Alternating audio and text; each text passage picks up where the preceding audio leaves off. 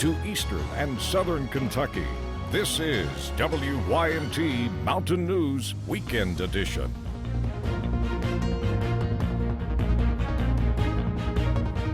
Good morning, I'm Lauren Osborne. Today's Saturday, May 28th. Let's check in with meteorologist Arden Gregory for a look at your forecast this morning. Once again, very foggy outside. You can't really see a lot in front of you. Is that going to stay around?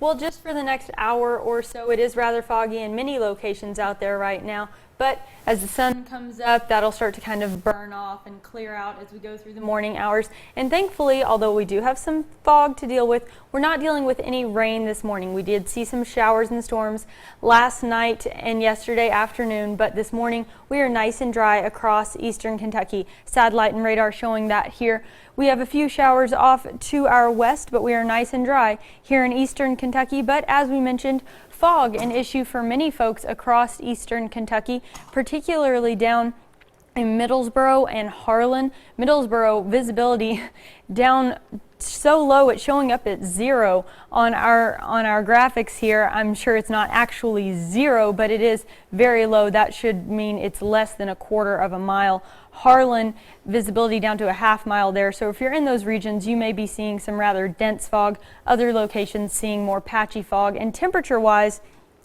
we're starting out rather mild this morning. Many of us are in the low to mid to even upper 60s at this time. And as we go through the rest of your day, it'll be another warm and muggy one with temperatures topping out in the low to mid 80s this afternoon. So if you're headed out this morning, you may run into some of that fog. But other than that, it should be mostly sunny with nice mild temperatures.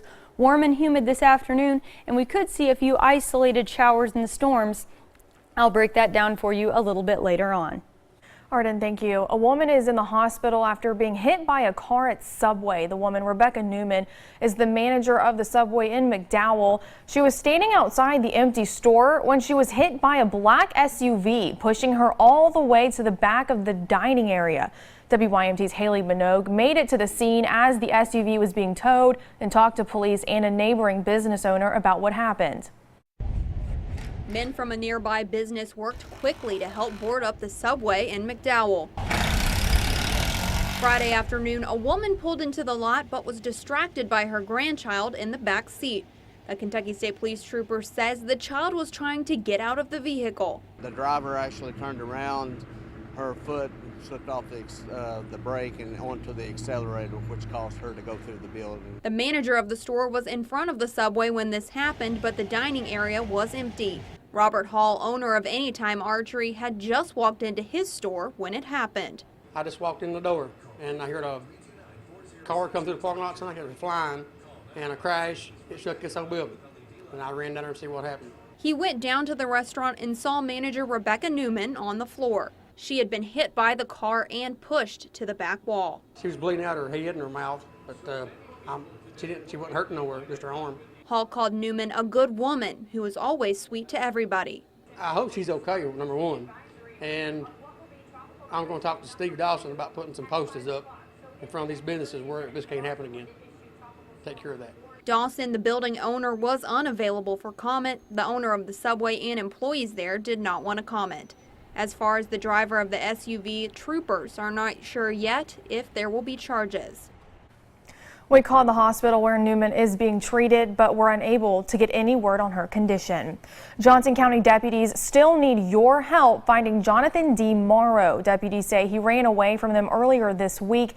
In this video, you see Morrow taking off from the sheriff's office with his daughter. At one point, deputies say he used her as a shield from a taser.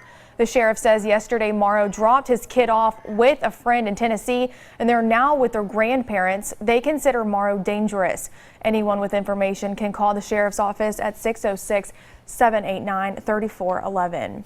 Thursday, we told you about a double shooting in the Keavy community of Laurel County. Last night, we learned the victims, Ralph Boggs and Garrett Turner, are in serious condition at UK Medical Center in Lexington. The alleged shooter, Landon Collins, pleaded not guilty to attempt to commit murder yesterday morning. One step closer to a trial. Yesterday, a Knox County grand jury returned a murder indictment. Investigators say this man gunned down Shane Mills earlier this month. The victim's father says he cannot move past the loss of his son. He talked to me about life after the murder. It's getting hard to get by. This is the home where investigators say Richard Brown murdered Shane Mills on May 4th. Less than 1 month later, memorials is all Mills's father has to hold on to. Not as to say crime. It hurts so bad.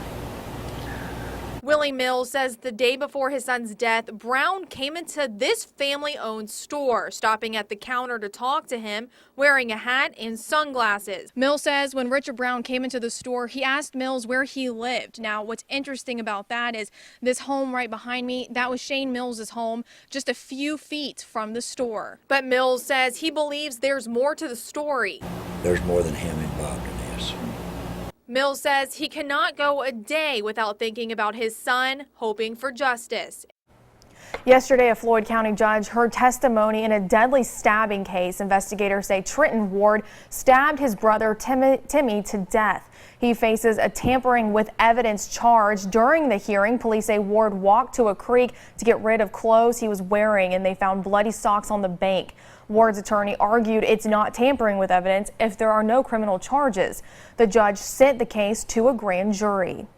We dug deeper into Trenton Ward's criminal history. Since 2006, Ward has been charged with assault 4 times. Some of those were amended down. Ward's also been arrested for terroristic threatening, drugs, and receiving stolen property. He is currently on probation. Folks living along a stretch of roadway in Letcher County say they're tired of seeing it crumble and slide down the hillside. County officials say the cost to repair the road is more than they can afford, and so far it appears outside help is not coming. WYMT's Matthew Rand has the story. Folks living along this stretch of county-managed road just north of Blackie say it's been prone to slips for years, and in recent weeks it's gotten worse. It is our main way of going in and out. It's closer to the Route 7, the highway. Judge Executive Jim Ward says the county road department has repaired the road about 3 times previously. We're limited on our road budget, and before we've been able on big projects like this to use some of our co-service money. Ward says they closed the road about 2 months ago. While some people still pass on their four-wheelers, others have to take the long way around. Emergency officials are concerned about the added response time. In an ambulance, you're talking somewhere around 35 more minutes. If you're in a loaded fire truck, you're talking anywhere from 30 to 45 minutes to get to the houses out on that end. People who live nearby say they worry about their loved ones. Yeah, because my father travels up and down this all the time, and all my family, friends, everything. Got to watch out for our people. I want to make sure everybody's safe. County officials say they are looking into other funding sources and hope to make at least a short-term repair in the coming weeks. In Letcher County, Matthew Rand, WYMT Mountain News. Judge Executive Jim Ward says it would take more than $130,000 to repair the road. He says the county requested help from FEMA but was denied. Coming up in sports, postseason college baseball highlights, including defending OVC champion Morehead State down in Jackson, Tennessee. And later on Mountain News this morning, a terrible loss. Some people in Wayne County will spend the holiday weekend trying to figure out how to move past a flash flood. And isolated showers and storms are possible this afternoon. I'll let you know what you can expect for the rest of the holiday weekend when we come back.